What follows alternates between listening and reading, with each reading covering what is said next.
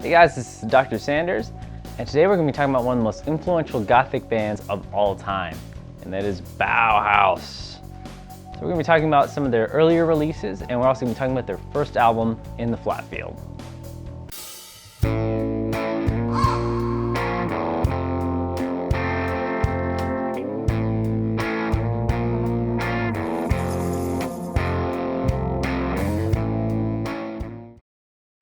So I thought this video would be a good chance to take a look at a lot of their earlier kind of singles and their first album, In the Flat Field, which I have kind of an interesting opinion on. At least I think it's a little different than what most people would have on it. So here we go. So Bauhaus' first single ended up being one of their most popular songs that they've ever released, at least in terms of longevity, and that is Bela Lugosi's Dead. This was released in 1979, so a year before the 80s. That's pretty crazy to think that it's that old of a song. But it actually received pretty good reviews when it came out and set the stage for singles like Dark Entries and Telegram Sam, which is a T-Rex cover, and Tear a Couple Kill Colonel. But one of the things that is the most important kind of impact of this song is that it's used to reference Gothic culture. It's at a more mainstream outlet. So one of the most popular associations with Bela Lugosi's Dead is the Goth Talk skit from Saturday Night Live. And I know Peter Murphy kind of has a negative association with this particular use of it, or he did at some point. You know, Saturday Night Live apparently on their Gothic skit play Bela Lugosi as the soundtrack to their Gothic jokes on there, so it's becoming a little bit sort of, I don't know, undervalued, I think. But Bela Lugosi's Dead, I mean, you can just look at the Wikipedia page or any kind of movie listings, but it's used a lot to reference the kind of quirky goth characters, which I think is something that a lot of songs almost wish that they could do nowadays, and even if it does have a sort of negative or cheesy connotation to it. As for the actual song itself, I think it's a fantastic song. I mean, who doesn't love this song who listens to goth music? I know a lot of people are kind of burnt out on it, you know. This shows up in all those playlists for, you know, if you look up just like Gothic music on Spotify or Pandora or something. I'm pretty sure that this song would be in the top 5 songs because it's just so universally accepted as Gothic music. You know, it has the dry opening that has all this echo and this build up and the great kind of tingly guitars, and I love that. And even the bass, which is very basic, I just really like it. That dry, creepy sound, it almost sounds like a Hammer horror movie soundtrack. And of course, Peter Murphy's vocals on this are superb. They're deep, they hang on every single word. You know, the undead, undead, undead. It's just so powerful. I know that a lot of people wish that there was maybe a little bit more to the lyrics, but I think that they're just perfect the way they are. You know, I've seen a lot of, especially modern day critics, whenever they're talking about the song, criticize the fact that the lyrics could be more precise in what they're trying to say. You know, are they trying to say that horror and mystique and everything is dead, or are they trying to say that it lives on, or it's reborn from being dead? I think the song can have a lot of different interpretations, and I'm pretty sure that they didn't really go into it with a singular idea of what it was supposed to be. And that's what I think is so great about it. Another thing the song did really early on was set the stage for Gothic bands having extremely long songs. And there's nothing wrong with that. I mean, I really like bands like Type O Negative who have, you know, 9 to 16 minute songs, and I really enjoy those. This one, it is a little bit repetitive in that sense, but the energy from all the band members really keeps this song interesting throughout the whole 9 minutes of it. There are a few different versions of this single. They have different covers of them, and also one thing I thought was really strange is on one of the releases is a Dark Entries demo. It's very basic, it's only like a minute and a half, and I don't know why they included it necessarily, because it's actually not even a complete song. It's not even as long as a complete song. It's a very interesting thing for a band that is promoting itself to do, especially, you know, to release an unfinished song like that. Released in 1980, that's just 1 year after their Bela Lugosi's Dead single came out, Bauhaus released In the Flat Field, which went on to be one of the most influential goth albums of all time.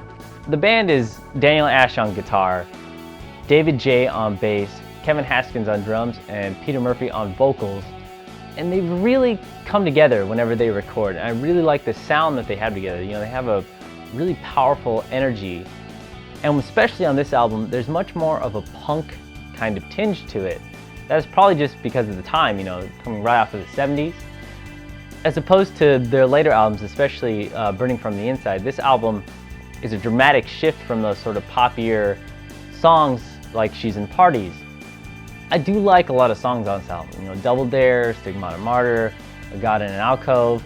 I think they're really strong songs and they have a very unique sound to them. And Bauhaus really knew what type of sound they were trying to get out of recording this, because they decided to produce it themselves so they could get their own unique vision out. You know, it's a very dark, mysterious, echoey, reverb-heavy album with Peter Murphy bellowing out these vocals in a very punk-like fashion. It's very theatrical, which kind of differentiates himself from a lot of other singers. And he doesn't have the most operatic voice, but it really helps paint a picture of kind of the dark, spooky image that this album is portraying.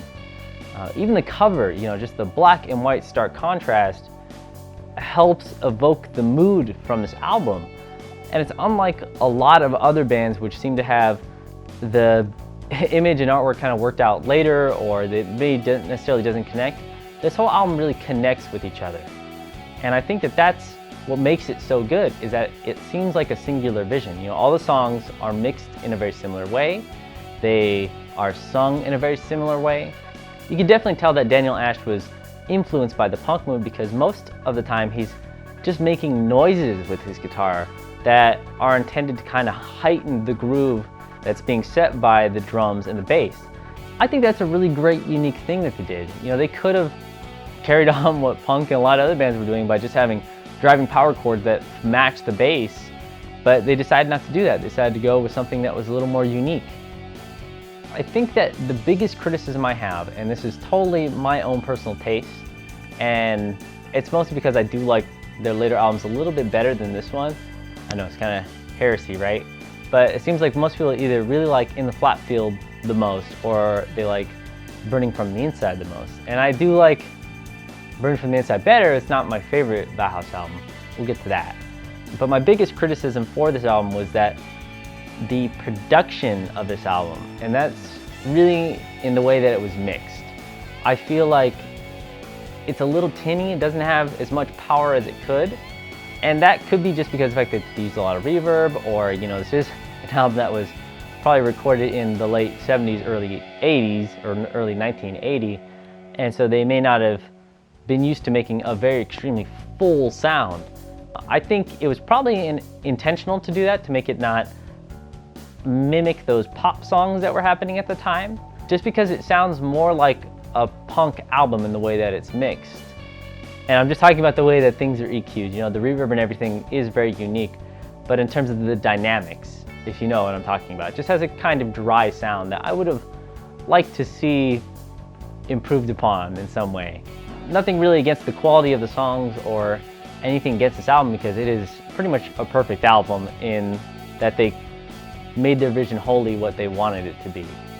Later releases of the album would include a lot of the singles that were released, and the one that most people actually will associate with this album is Dark Entries, but it actually wasn't on the original release. It was a single that was released separately, and then they later put it onto the re-releases of the album.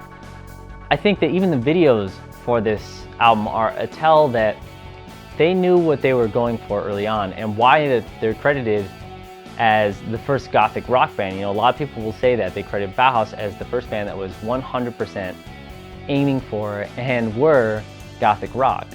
I think there's a lot you could do to argue that. I know a lot of people will bring up Joy Division and their very melancholy albums and very strong leniency towards dark lyrics. I would probably make a whole video about that sort of thing. But it is true that The Cure and Susie and the Banshees kind of adopted their darker, more classic looks a little bit later. And Bauhaus, right out of the gate, was extremely dark and extremely vampiric, especially with Murphy's, you know, aiming to look that way. and a lot of people will copy their style. But the biggest question is, what do you do whenever you release an album that ends up being so influential? The problem with this album is at the time, it actually got pretty negative reviews from a lot of critics. Fans really enjoyed this album, and that's not very surprising, since Bauhaus still today has a very, very dedicated following, even if they don't really tour or promote anything anymore. So I'm not surprised that even early on, critics were kind of at odds with the fans of this music. So In the Flop Field is pretty much considered a masterpiece today, and pretty much everyone who's a fan of the Gothic subculture or is in it pretty much considers it a masterpiece. And that's not that surprising. You know, they really had a vision, they completed it, and they had a very unique look, and they related to a lot of people who felt like misfits. And this album was the first step in doing that. So tune in next time when we talk about their next album, Mask, and see how much of an impact that album had. And of course, you can like, comment, subscribe, and all that stuff. So thanks for watching.